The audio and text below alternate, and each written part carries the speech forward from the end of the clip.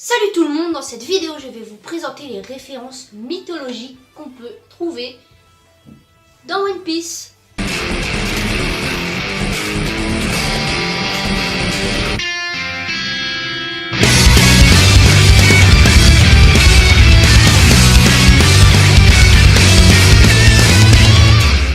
Je vais classer les mythologies en fonction de la chronologie des événements dans le manga. On commence d'abord par Shanks car c'est l'un des premiers personnages à apparaître dans One Piece.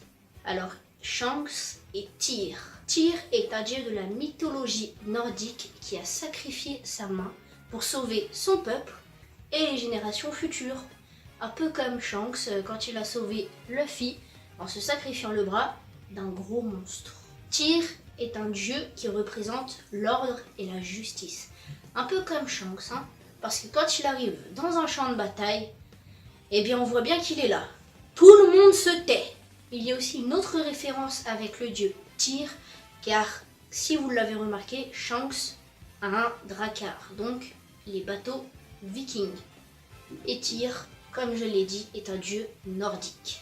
Ça fait beaucoup de similitudes avec Tyr, vous trouvez pas? Ensuite, nous passons à Cerbère, le gardien des enfers.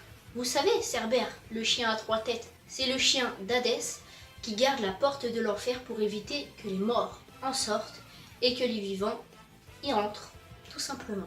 Dans One Piece, Cerbère fait peur à l'équipage, sauf à Luffy qui veut le bouffer. Ouais, je me demande quel goût ça a un chien. Et bien entendu, il ne le mange pas, mais il s'en sert comme monture. Le pauvre Cerbère. On continue avec la technique de Zoro. Comme vous le savez, Zoro a une technique qui permet de faire comme s'il avait 3 têtes et 9 bras.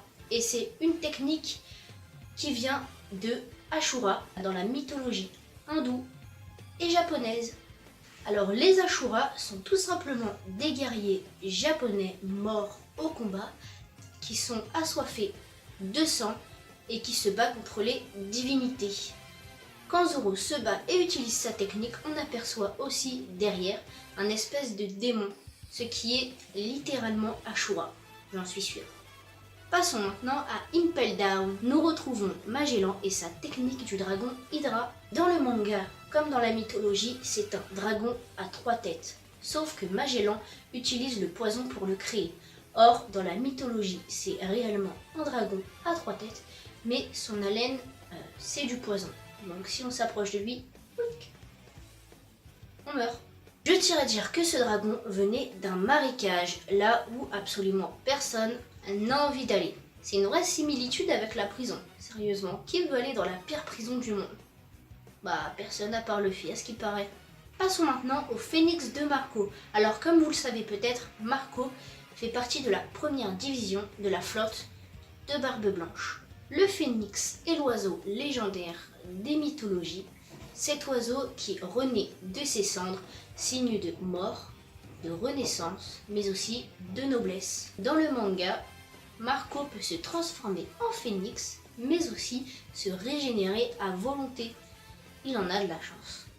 Et en plus, si vous avez remarqué, quand il arrive vers Barbe Blanche, il a exactement la même tête que 20 ans plus tard, quand il arrive pour sauver vous savez qui de la mort. Je ne vais pas spoiler, parce que ceux qui n'ont pas vu One Piece ou qui en sont au début, eh bien, ça va être triste. Très triste. Passons maintenant à Boa Hancock et Méduse. Comme vous le savez peut-être, Boa Hancock a la capacité d'un seul regard de pétrifier les gens. Elle contrôle aussi les serpents et coïncidence, elle a aussi 2 sœurs, tout comme Méduse. Dans la mythologie, ces 3 sœurs, on les appelle les Gorgones. Il y a Méduse, Euryale et Sténo. Ces 3 sœurs composent cette mythologie. En fait, Boa Hancock, c'est une réplique parfaite de Méduse dans One Piece. Passons ensuite aux centaures. Vous savez les centaures, les mi-humains, mi-chevaux. C'est assez bizarre. Heureusement que ça n'existe pas pour de vrai, ce serait vraiment bizarre. Dans la mythologie grecque, ces centaures vivent à Thessalie. Il y en a quelques-uns qui sont assez connus, comme Pholos qui était l'ami d'Héraclès, ou Ixion qui était amoureux de la déesse Héra. Alors, dans le manga, l'armée de César a Punk Hazard regroupe plusieurs centaures, mais aussi des créatures mi-humains, mi-animaux. Et c'est très bizarre quand même. Hein? Est-ce que vous voyez mon chat avec une tête d'humain? Ce serait vraiment bizarre. Alors là, c'est une vraie référence à la mythologie grecque, hein. On peut pas dire le contraire. Nous passons à présent sur l'île des hommes poissons. Dans la Bible, Noé crée une arche pour s'en sortir lui, sa famille et des animaux, à la demande de Dieu. Et cette arche, nous la retrouvons dans One Piece. Dans le manga, ce navire se nomme le navire des promesses, qui a échoué il y a très longtemps, et on le voit très bien, car l'un des hommes poissons dit clairement qu'il date du siècle perdu. Ça, c'est pas un hasard, moi je vous le dis. Dans le manga, cette arche permet aux hommes poissons de remonter à la surface, c'est-à-dire dans le monde des hommes. J'en ai fini avec les références mythologiques qu'on trouve dans One Piece.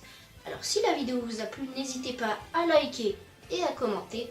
Et si je vois qu'elle vous a pas mal plu, eh bien je referai une partie 2. Je vous laisse là, à la prochaine. Ciao.